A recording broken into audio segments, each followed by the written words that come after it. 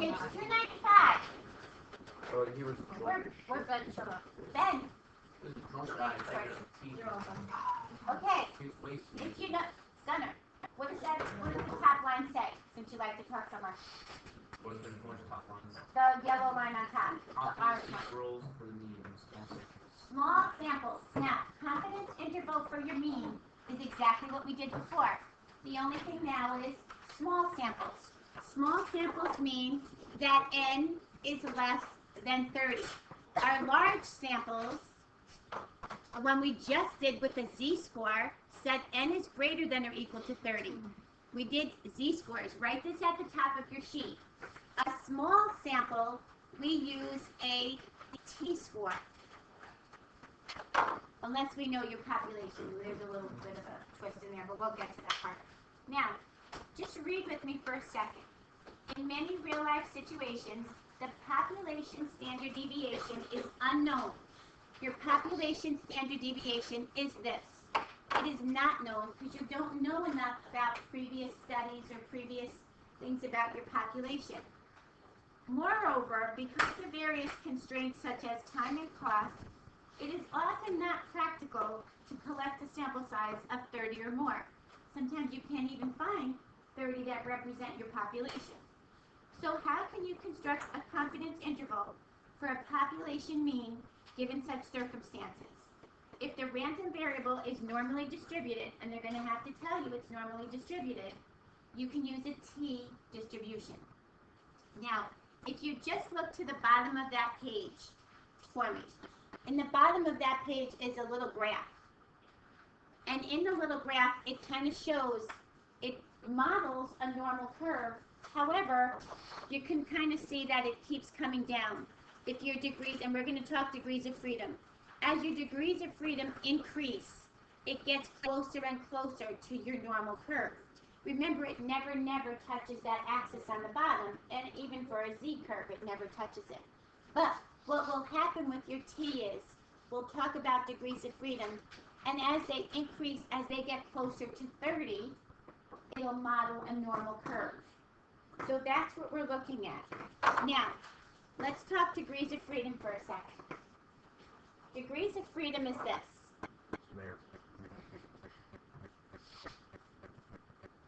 Say I have 25 kids in this room.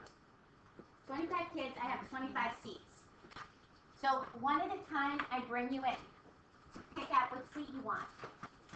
Everybody gets the seat of some kind of a choice, except that last person. Because when that last person comes in, there's only one seat left. That last person doesn't get a seat. So our degrees of freedom say everybody gets their choice, somewhat choice, except that last person. So whenever we do degrees of freedom, we're n minus 1. So you're going to have to remember, degrees of freedom. Think of my little scenario. We're all sitting, you all get your choice of seats, except that last person. The last person has no choice. They take the last seat that's left. So your degrees of freedom are always n minus 1. And I'm going to give you a table to use too, because we use a different table than your z-score. We use a t-score table. Our sample size is less than 30. So we use a t-score table. Now let me give you your, because I can't obviously talk while you all are. You all, this house. Okay, take a look at this table. The top line of your table says level of confidence.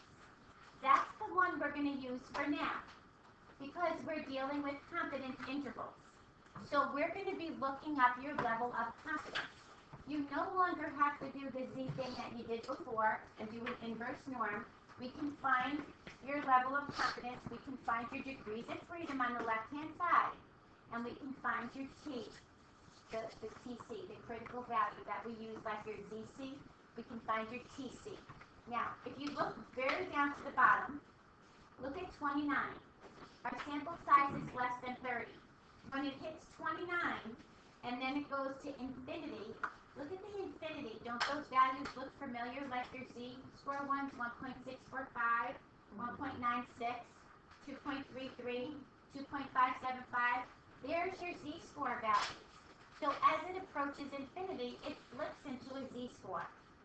So t is the ones that we're going to use when it's less than 30, or if we don't know our population standard deviation. So we're going to be using this table, so keep it handy in your notebook.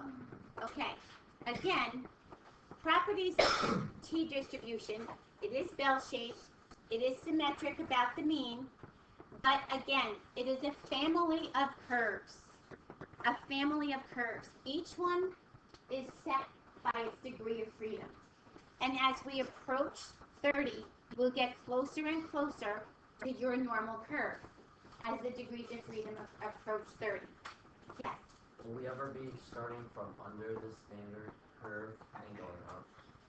Like, because you see how you're drawing the ones on top? You won't really notice the difference. You'll still draw your curve like this. Like No, whenever I we know. lay it out, it'll still look like this. Am I missing that?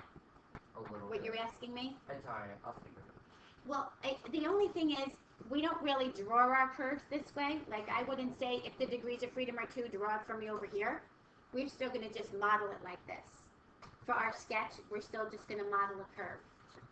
What we care about is this guy, degrees of freedom. The total area is still 1, is still 100%. Your mean, median, and end mode still falls smack in the middle of your curve. It looks like your curve. It just is a family of curves until it comes down and models your exact curve. That's why it's important that this one says that you model a normal distribution. You approximate a normal distribution. Now, finding your critical values in your table. Let's just work on a couple of critical values today. So it says this. Find the critical value instead of ZC. We call it TC because we're using a T distribution. And you're going to find, if you look at any statistical articles, instead of z-scores, they use t-scores. It's a little bit more exact. They don't know their population standard deviation, or they are having smaller samples. So a lot of them use t, especially anything in the medical field, mostly uses t-scores.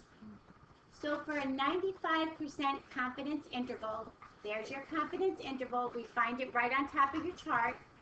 Your sample size is 15. Now, notice the left hand of your chart says DF. What does DF stand for? Degrees of freedom. How do we find degrees of freedom? N minus 1. So we take 15 minus 1. We're going to look up 14 in your left hand side. You're going to go across the top to 0.95. And you're going to come down and give me that TC. Much easier than finding half of your things and 2.145. Okay. How about this guy? I want to find a critical value for my t-score for a 90% confident interval when my sample size is 22.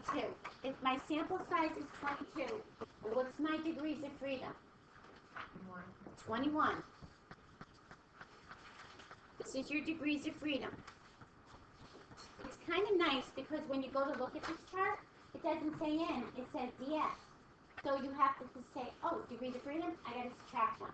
Everybody but that last person, think of it that way. Everybody but that last person gets a choice. So now, look up 21 on your left-hand side and 0.90 along the top. And tell me what you get. 1.721. Thank you. These are your critical values. That's much easier than doing the 90 minus 100, splitting it in 2. Much easier. So we don't usually have the need for an inverse norm for t, but we can. I can show you on the calculator, but it's much easier to look it up on your table. Basically, that's the guide that you're going to use when you use your margin of error. The rest of it we're going to find the same way. There's where your TC fits in, exactly where your ZC fitted in. So your TC is going to fit in here. You're going to still create an interval. An interval says 2 from 2, like this. It also, you could write it like this, with the mean in the middle, and this. Remember, our goal in any interval is so that we have a better chance of finding our population mean between two numbers rather than pick one point. Our point estimate is still your sample mean. You're going to get a sample. You're going to find your sample mean.